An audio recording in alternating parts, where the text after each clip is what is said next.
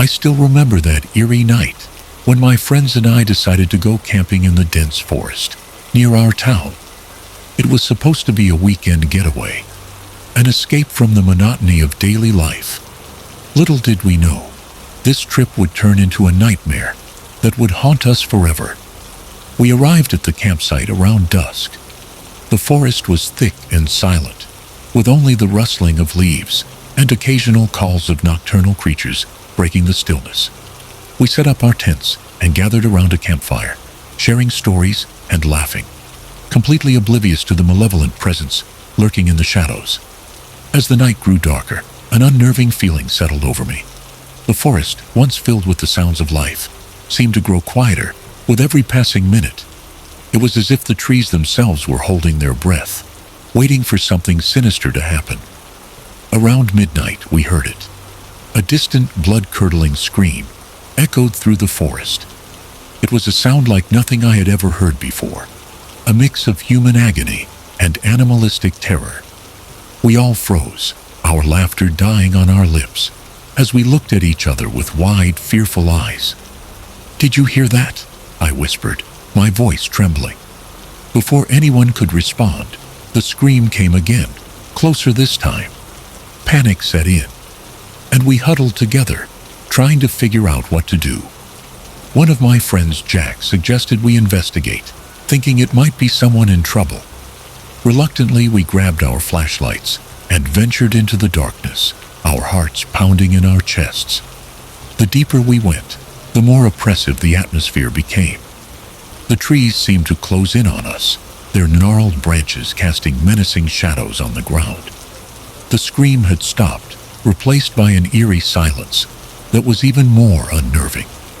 Suddenly, we stumbled upon an old, dilapidated cabin, hidden among the trees. The door was slightly ajar, creaking eerily in the wind. Against my better judgment, we decided to enter. The air inside was cold and musty, and the floorboards creaked under our weight. As we explored the cabin, we found strange symbols carved into the walls, and remnants of what looked like old ritualistic items scattered around. Fear gripped us tighter with every step. In the corner of one room, we discovered a trapdoor leading to a basement. It was covered in dust and cobwebs, clearly untouched for years. Jack, always the brave one, decided to go down first. As he descended the rickety wooden steps, his flashlight flickered, casting ominous shadows on the walls.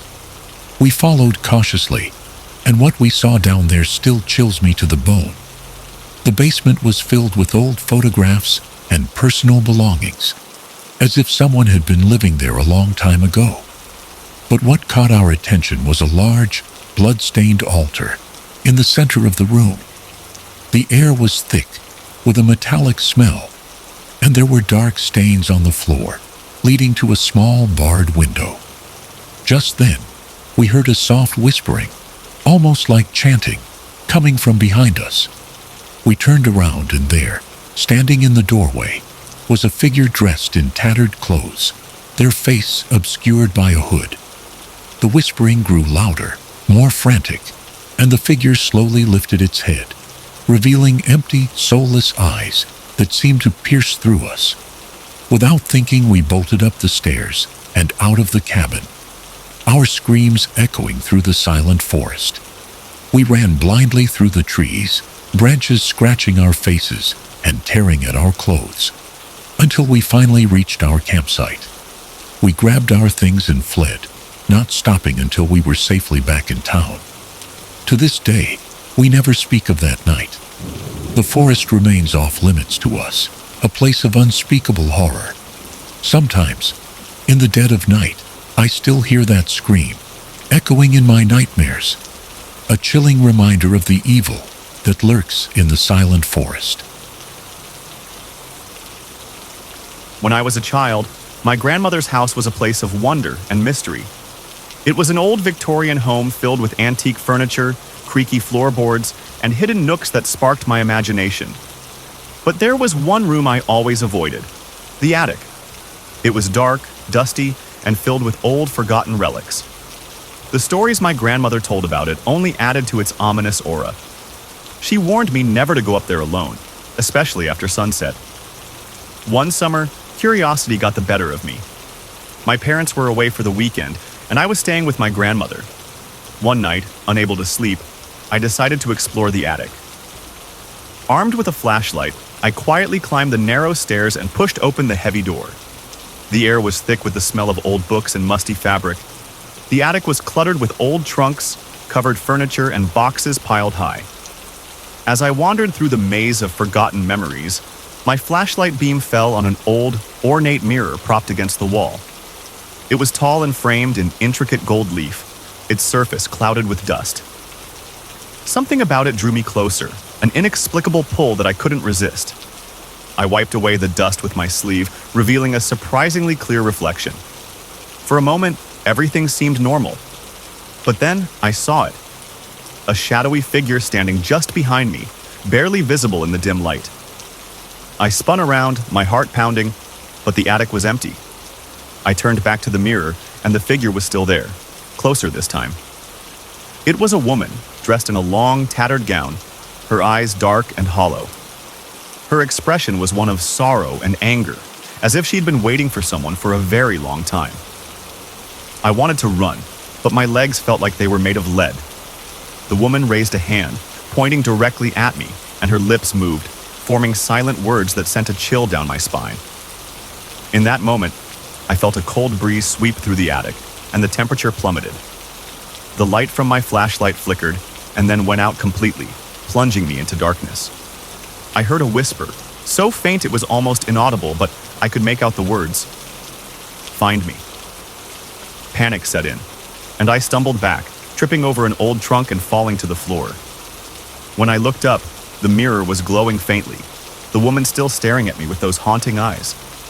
Desperate to escape, I scrambled to my feet and fled the attic, not stopping until I was safely in my room with the door locked behind me. That night, I barely slept. My mind was racing with questions and fear. The next morning, I tried to tell my grandmother what I had seen, but she dismissed it as a nightmare. Determined to find answers, I decided to investigate the history of the house. I started with the attic, carefully searching through the old trunks and boxes. In one of the trunks, I found a bundle of old letters tied with a faded ribbon. They were love letters, written by a woman named Eliza to a man named Thomas. The letters spoke of their plans to marry and start a new life together, but the last letter was different.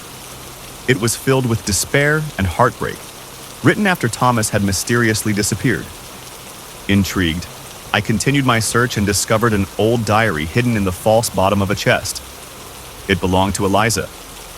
The entries became increasingly frantic and disjointed, detailing her search for Thomas and her belief that he had been taken by a dark force that haunted the house. The final entry was a chilling plea for help, written just days before Eliza herself vanished without a trace. Determined to put the spirit to rest, I returned to the attic that night with the diary and letters in hand. The mirror was still there, and as I approached it, the temperature dropped once more.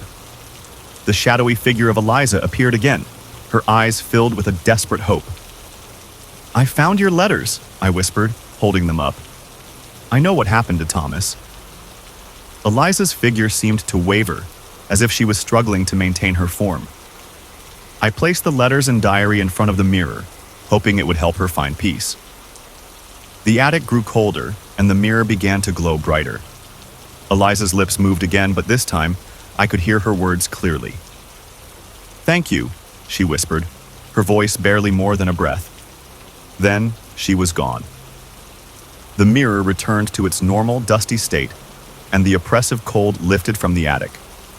I felt an overwhelming sense of relief and sadness as I realized that Eliza had finally found the peace she had been searching for. I never told my grandmother what had happened that night, but I noticed that the attic no longer felt as menacing. The house seemed lighter, as if a great burden had been lifted. I learned that some mysteries are best left unexplored, but sometimes they find you and demand to be resolved. To this day, I avoid mirrors in dimly lit rooms, always wary of the shadows. When I was in college, there was an old abandoned tunnel on the outskirts of campus that had a dark reputation. Known as the Forgotten Tunnel, it was said to have been part of an old railway line that had been closed off due to several mysterious disappearances in the early 1900s. Despite numerous warnings and urban legends, my friends and I decided to explore it one chilly autumn evening. Driven by curiosity and a thirst for adventure, we gathered at the entrance just before sunset, the fading light casting long shadows over the gaping mouth of the tunnel. Armed with flashlights and a map we found in the campus library, we ventured into the darkness, our footsteps echoing eerily off the damp moss-covered walls.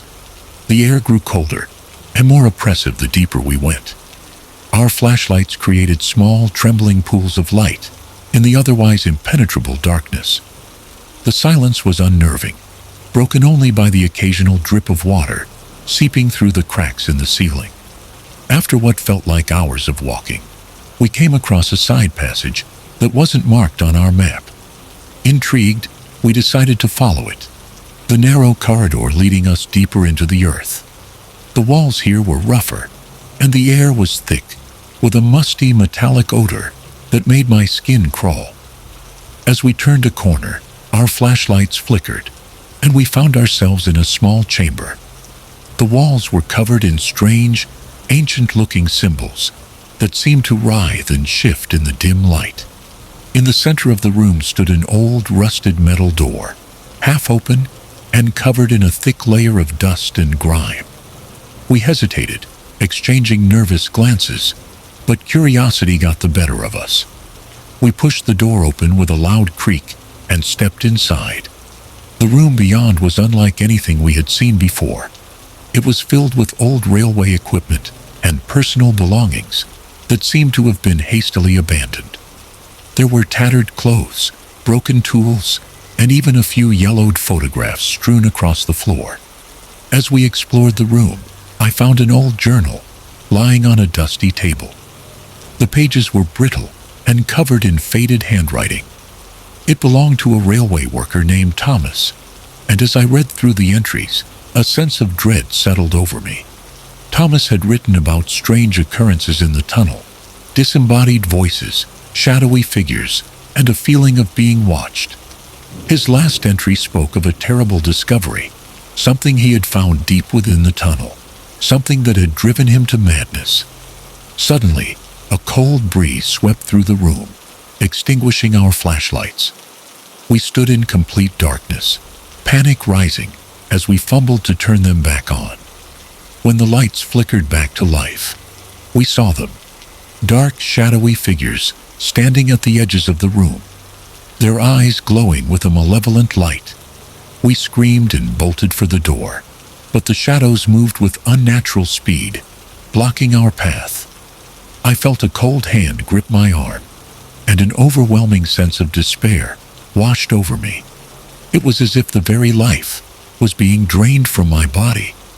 Desperately, I remembered the symbols on the walls of the chamber and began to recite the words from Thomas's journal, hoping they were some sort of incantation or protection.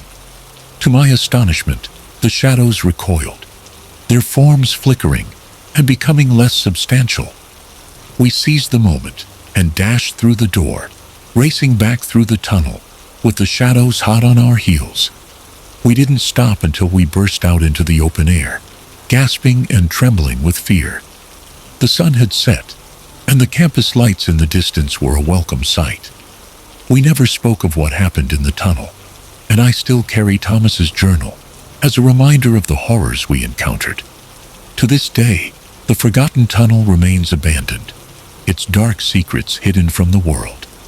But sometimes, late at night, I can still hear the echoes of those shadowy figures and feel the cold grip of their malevolent presence, a chilling reminder of the darkness that lurks just beneath the surface of our reality. Oakwood Manor was a place of legend in our small town. Abandoned for decades, the mansion stood at the end of a long, winding road, shrouded by ancient oak trees. Locals whispered tales of ghostly apparitions and inexplicable occurrences, but I never believed in such things until that fateful night. It was a cold October evening when my friends and I decided to explore the manor. Fueled by teenage bravado and a desire for adventure, we made our way through the overgrown path leading to the decrepit house. The moon was full, casting an eerie glow over the landscape, and the air was thick with the scent of damp earth and decay. As we approached the manor, its once grand facade loomed over us, the windows dark and empty like soulless eyes. The front door, barely hanging on its hinges, creaked open with a ghostly wail as we pushed it aside and stepped inside. The air within was cold and stale, and the floorboards groaned under our weight. We fanned out, each of us exploring different parts of the house. I found myself drawn to the grand staircase, its ornate banister now covered in dust and cobwebs. As I ascended, I couldn't shake the feeling that I was being watched. My flashlight flickered, casting long, distorted shadows on the peeling wallpaper. At the top of the stairs, I discovered a long hallway, lined with doors. Most were closed, but one stood ajar, revealing a child's room, frozen in time. Toys lay scattered on the floor, and a small bed was neatly made, as if waiting for its occupant to return. A sense of unease washed over me, but curiosity got the better of me, and I stepped inside. The temperature in the room dropped suddenly, and I could see my breath forming in the air. I turned to leave, but the door slammed shut with a force that rattled the walls. Panic set in as I struggled to open it, but it was as if an unseen hand was holding it closed. Just then, a soft, melodic humming filled the room. It sounded like a lullaby, gentle and soothing, but with an underlying note of sadness. I spun around, my flashlight sweeping the room, but there was no one there. The humming grew louder, and I felt a cold breeze brush past me, lifting the hair on the back of my neck. Suddenly I noticed a movement in the corner of the room. There, in the shadows, stood a little girl, her pale face and wide, sorrowful eyes illuminated by the faint moonlight filtering through the window. She wore an old-fashioned dress, and her hair was tied with a ribbon. She looked at me with such intensity that I felt rooted to the spot. "Help me," she whispered, her voice barely audible over the sound of my own heartbeat. Before I could respond, the room seemed to distort, and I was overwhelmed by a series of rapid, terrifying visions. I saw the girl running through the halls, pursued by a dark, menacing figure. I felt her fear, her desperation, as she tried to escape. Then, there was a flash of blinding light, and I was back in the room, alone. The door creaked open, and I stumbled out into the hallway, my heart pounding. I found my friends downstairs, their faces pale and eyes wide with fear. They had heard the humming, seen the shadows, and felt the cold presence that had enveloped the house. We didn't speak as we fled the manor, racing down the path and back to the safety of our homes. The experience left us shaken, and none of us ever returned to Oakwood Manor.